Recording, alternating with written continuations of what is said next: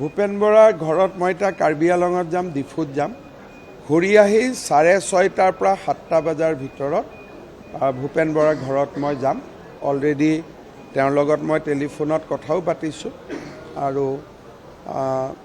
6:30 পৰা 7টা বজাৰ ভিতৰত এবাৰ মই যাম। এই কথা মই যেতিয়া কৈছিলোঁ তেতিয়া কি কোৱা হৈছিল যে এনেই কৈছে। কংগ্ৰেছত যেতিয়া মল্লিকাৰ্জুন খাৰ্গে আহিছিলে 58জন বিধায়কে মোৰ কাৰণে কৈছিলে, বাকী বহুকেইজন জ্যেষ্ঠ নেতা নিউট্ৰেল আছিলে আৰু 12জনেহে মাত্ৰ কৈছিল মুখ্যমন্ত্ৰী হিমন্ত বিশ্ব শৰ্মা হ'ব নালাগে বা হৈ থকাজনে হওক। তেতিয়া ন্যায়টো দিয়া নহ'ল। ন্যায় নিদিয়াৰ কাৰণ পিছত যেতিয়া আমি গম পাওঁ, ইয়াতো সেই সময়ত ৰাহুল গান্ধী আমেৰিকাত আছিলে, টম ওডালি, জৰ্জ ছৰেছ এইবিলাকৰ ৰাহুল গান্ধী অতি ঘনিষ্ঠ আৰু তাতে গৌৰৱ গগৈৰ পৰিয়ালো কাম কৰি আছিল। সোনিয়া গান্ধীয়ে মোক ঘৰত মাতি নি যে শপত গ্ৰহণৰ দিন তুমি ঠিক কৰা। যেতিয়া মই কেতিয়াবা লিখিম তেতিয়া ক'ম, তেতিয়া মই মেডামক কৈছিলোঁ, আজিও মই মেডাম শব্দটোৱে কৈছোঁ যে অম্বুবাচীৰ পিছদিনাখন মই শপত ল'ম, অম্বুবাচী মেলাৰ কেইদিন নলওঁ। তাৰ পৰা কংগ্ৰেছত সিদ্ধান্ত ঘূৰিছিলে, কাৰণ আমেৰিকাৰ পৰা ৰাহুল গান্ধীয়ে ফোন কৰিছিলে। আৰু এইবিলাক হ'ল অসমৰ সাক্ষী বহুত আছে। যেতিয়াই কংগ্ৰেছৰ মিটিং হয় খাৰ্গে তেতিয়াই কয় যে হিমন্তৰ লগত তহঁতি যুঁজ, কিন্তু হিমন্তৰ লগতহে MLA-বোৰ আছিল। প্ৰত্যেক কংগ্ৰেছৰ মানুহে যেতিয়া মোৰ বদনাম গায় তেতিয়া খাৰ্গে প্ৰথম এইটো কয় যে গোটেইটো MLA-বিলাক তেওঁৰ লগতহে আছিলে। এইবিলাক হ'ল সত্য, কিন্তু সেই সময়ত যে নহ'ল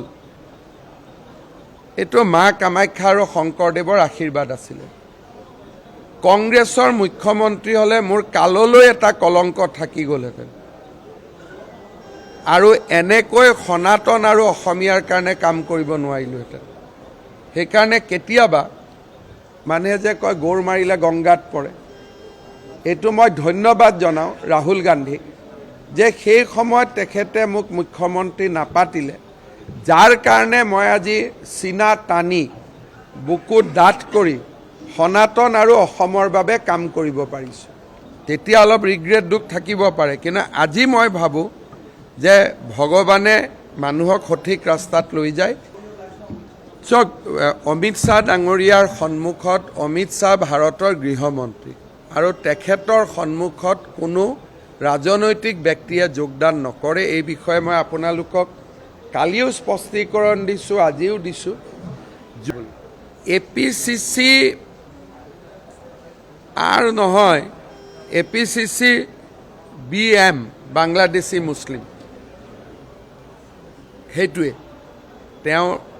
ৰকিবুল বুলি কৈছে, কিন্তু অকল ৰকিবুল নহয়, তাত সৰু ৰকিবুল বহুত জন্ম হৈছে। প্ৰতীক কি কৈছে গৌৰৱ গগৈক যে গৌৰৱ তুমি মোক অপমান কৰি নাথাকিবা, ময়ো এৰি দিম, কাৰণ তুমি পেৰাচুট লেণ্ডিং কৰি নেতা হৈছা। মোৰ দেউতা সৰুতে মৰি গৈছিলে, মই NSY ইউথ কংগ্ৰেছ কৰি কৰি কৰি কৰি আজি মই এইখিনি পৰ্যায় পাইছোঁ। গতিকে তুমি যদি মোক হিউমিলেট কৰা তেতিয়াহ'লে ময়ো এনেকুৱা সিদ্ধান্ত ল'ম। এতিয়া কাৰ দেউতাক সৰুতে মৰিছিলে এইটো আপোনালোকে উলিয়াই লওক, সেই কামটো মই নকওঁ। আৰু কালি এইটো গৌৰৱ গগৈ আৰু বাকী নেতাসকল যেতিয়া ভূপেন বৰাৰ ঘৰত বহি আছিলে, এইখিনি হ'ল কথোপকথন। আন এজন নেতাই কৈছে ভূপেন বৰাক যে তুমি বুলি কয়, তুমি আছিলা বুলি যুঁজি আছিলোঁ, তুমি নাই যদি ময়ো ইলেকশ্যন খেলোঁ নে নাই ডিচিশ্যন ল'ব লাগিব। আৰু এজন হিন্দু নেতা, কংগ্ৰেছত হিন্দু নেতা কেইজন বাকী আছে? 2জনেই বা 3জন বুলি ক'ব পাৰে যদি ৰিপুণ বৰাক ধৰে। গতিকে এইটো হ'ল তেওঁলোকৰ কালিৰ কথোপকথন। এতিয়া আপোনালোকে ভাবিব ভূপেন বৰাই কৈছে নেকি, মোক ভূপেন বৰাই কোৱা নাই। আজিহে গ'লে মই সুধিম, কিন্তু মোৰ কথা 100% সত্য আৰু মই একদম তেওঁৰ আৱেগটো ঢালি কৈছোঁ যে তুমিতো পেৰাচুট লেণ্ডিং কৰিছা শব্দটো কৈছে পেৰাচুট লেণ্ডিং আৰু এইবোৰ কথা মই পীযুষ জয়ন্ত আমি কেতিয়া কৈছিলোঁ যে পেৰাচুট লেণ্ডিং কৰা নেতাৰ ওচৰত আমি আত্মসমৰ্পণ নকৰোঁ 2012 চনত তেতিয়া আমাক কি বনাই দিলে মেডিয়াই দাদা বাহিনী দাদা ব্ৰিগেড মেডিয়াই বেটিং কৰিলে কিন্তু তেতিয়াও ইছ্যুটো কি আছিলে আমাক কেবিনেট মন্ত্ৰীসকলক গৌৰৱ গগৈৰ মিটিঙত যাব নিৰ্দেশ দিয়া হৈছিলে আপোনালোকে মই কিয় ৰিজাইন দিলোঁ আপোনালোকে নাজানে মই কৈছিলোঁ মই গৌৰৱ গগৈৰ মিটিঙত নাযাওঁ অসমৰ কেবিনেট মন্ত্ৰীৰ এটা মৰ্যাদা আছে মোৰ মিটিঙত গৌৰৱ গগৈ আহিব পাৰিব মই গৌৰৱ গগৈৰ মিটিঙত নাযাওঁ মই মুখত তৰুণ গগৈক কৈছিলোঁ যে ছাৰ মই এইটো কাম নকৰিব নোৱাৰোঁ আপোনাৰ মিটিঙত যিমান যাব লাগে দিনে ৰাতিয়ে কাম কৰিম কিন্তু আপোনাৰ ল'ৰাৰ মিটিঙত মই নাযাওঁ কাৰণ মই সাংবিধানিক পদত আছোঁ বাকী মন্ত্ৰীবিলাকে যোৱা অভ্যাস কৰিলে তাৰ পিছতেই গণ্ডগোল হ'ল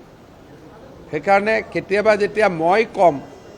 মই এইকাৰণে নকওঁ তেতিয়া মানুহে ভাবিব যে কংগ্ৰেছ এৰি ইয়াৰ মনটো বেয়া লাগি আছে নেকি কিন্তু ভগৱানে মোক বহুত দি দিলে কাৰণে এই কথাবিলাক মই মনত নেপেলাওঁ সেইটো ইনক্লুচিভ মাইণ্ডে বুজাই দিয়াৰ কাৰণে এতিয়া আৰু এটা কংগ্ৰেছৰ ভিতৰৰ কথা কওঁ কালি কংগ্ৰেছত লিষ্ট বনাইছে টিকটৰ 7টা 6টা 8টা মানুহৰ কিন্তু আচল লিষ্টখন বনাইছে ইনক্লুচিভ মাইণ্ডে তাত নাম আছে এটা বা দুটা আৰু এই ইনক্লুচিভ মাইণ্ড সক্ষম মাৰুৱা সুনীল কানেগুলে কোটি কোটি টকাৰ লেনদেন কৰিছে অসমত টিকেটৰ নামত কংগ্ৰেছৰ মানুহবিলাকে মিছাতে মিটিঙত গৈ আছে এই মিটিংখনত একো নাই কালি মিটিঙত চাব চবৰ নাম সোমাই দিয়ক এটা এটা সমষ্টিত 7জন 8জন 9জন মানুহৰ নাম সোমাই দিছে এখন মিটিং হ'ল নেকি এটলিষ্টটো 3জনীয়া কৰিব লাগিছিল ৰাতি যেতিয়া মই সুধিলোঁ যে মইতো কংগ্ৰেছত আছিলোঁ এনেকেতো মিটিং নহয় তেতিয়া ক'লে যে দাদা আচল লিষ্টখনটো ইনক্লুচিভ মাইণ্ডে বনাই দিছে তাত আছে এটা নাম কৰবাত দুটা কৰবাত 3টা আৰু মাইনৰিটি সিটবিলাকত কোটি কোটি টকা লেনদেন হৈছে আৰু কোনে লেনদেন কৰিছে ইনক্লুচিভ মাইণ্ড কিবা বোলে হাৰ্ভাৰ্ডত পঢ়ি আহিছিলে এজনৰ নাম সক্ষম মাৰুৱা এজনৰ নাম সুনীল কানেগুলে অসমত আমি শিকাম যে হাৰ্ভাৰ্ডতকৈ কটন কলেজ ওপৰত আছে মই গৌৰৱ তৌৰৱ নকৰোঁ মিছন 100 এইবিলাক মোৰ ৱৰ্ড নহয় চৰকাৰ হ'ব সেইকাৰণে কংগ্ৰেছত টিকেট দিয়া দিনাখন কিমান গণ্ডগোল লাগিব আপোনালোকে চাব বিজেপিটো অলপ চলপ লাগিব কাৰণ দুজন জেনুইন মানুহ আছে এজনকহে দিব পাৰিম কিন্তু সেইটো টকা পইচাৰ কথা নাহে হয়তো ক'ব পাৰে মুখ্যমন্ত্ৰীয়ে নিদিলে দিলীপ শইকীয়াই নিদিলে বেলেগ কথা কিন্তু ইনক্লুচিভ মাইণ্ডে বহুত টকা কালেকশ্যন কৰি লৈছে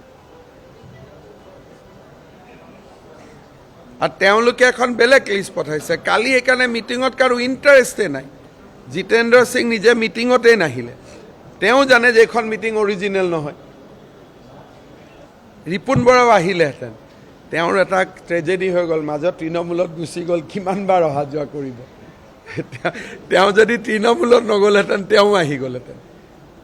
তেওঁৰ অলপ ৰেকৰ্ডটো মানে কি বহুত বেছি অহা যোৱা হৈ যাব সেইটো কাৰণে দেৱব্ৰত শইকীয়া তেওঁ যিয়ে নকওক কিয় এনেকেতো বহুতে কৈ থাকে মোৰ কথাখিনিকে একদম ধৰি ল'ব অপজিশ্যন কিয় নাথাকিব নুৰুল হুদা আমাৰ ৰকিবুল হুছেইন এনেকুৱা থাকিব তেওঁলোকতো ষ্ট্ৰঙে সুমা বাবা কি উইক নেকি ষ্ট্ৰঙে থাকিব খালি সনাতনী নাথাকে বাকীটো অপজিশ্যনটো ষ্ট্ৰং থাকিব এতিয়াওতো নুৰুল হুদা ইমান ডাঙৰ ধুনীয়া ভাষণ দি আছিলে চেয়াৰমেন ডাঙৰীয়াই কম অপজিশ্যন নেকি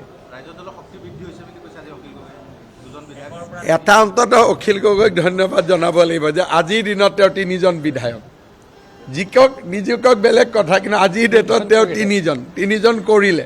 5 বছৰ যুঁজি কিবা এটাতো আনিছে কিন্তু আমিতো বিজেপিয়ে তেওঁকতো কৈয়ে থৈছোঁ আৰু যোগদান কৰিলে 21-22ত কৰিলে ভাল কাৰণ নহ'লে ইলেকশ্যনৰ বহুত ওচৰত জইন কৰিলে মানুহখিনিৰ লগত চিনা জানাও হ'ব নোৱাৰে চাওক ভূপেন বৰাই ৰাজনীতি বহুত দিন কৰিছে তেওঁতো কংগ্ৰেছক বচাবৰ কাৰণে জেনুইন চেষ্টা এটা দিছিলে এইটো উপলুঙা কৰা কথা নহয় UDFৰ লগত তেওঁ যে কংগ্ৰেছক পুৰা বিচ্ছিন্ন কৰি দিলে তাৰ ফলত হ'ল কি UDFৰ যিখিনি সিট আছিলে সেই সিটকেইটা কংগ্ৰেছলৈকে কনভাৰ্ট হ'ল আজি যে মই কওঁ 22টা সিট কংগ্ৰেছে পাব পৰা অৱস্থাত আছে যদি UDF আৰু কংগ্ৰেছৰ এলায়েন্স থাকিলেহেঁতেন 11টা হ'লহেঁতেন গতিকে ভূপেন বৰাই এটা বল্ড ডিচিশ্যন লৈছিলে যে UDFক কংগ্ৰেছৰ পৰা উলিয়াই দিয়া কিন্তু ইমান ডাঙৰ গড় থাকোঁতে বাকীবিলাকতো সম্ভৱ নহয় গতিকে তেওঁ এটা পৰ্যায়লৈকে গৈছিলে ভাল ষ্টেণ্ড লৈছিলে কিন্তু বাকী ক'ৰ পৰা ল'ব আৰু বাকীটোতো নোৱাৰে তেওঁ হাত দাঙি দিব লাগে কংগ্ৰেছৰ ইক'ছিষ্টেমটোত সেইটো ফাইট কৰা বহুত টান আৰু এইবিলাক এনেও ভাবি থাকে যে 10 লাখ ভোট পাই জিকিছে এইটো যে এনেই ভোট পায় কংগ্ৰেছৰ নামত প্ৰিয়ংকা গান্ধী ল'ৰাও ধুবুৰীত উঠিলে 10 লাখ ভোটত জিকিব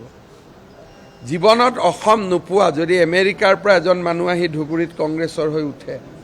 সিও পাব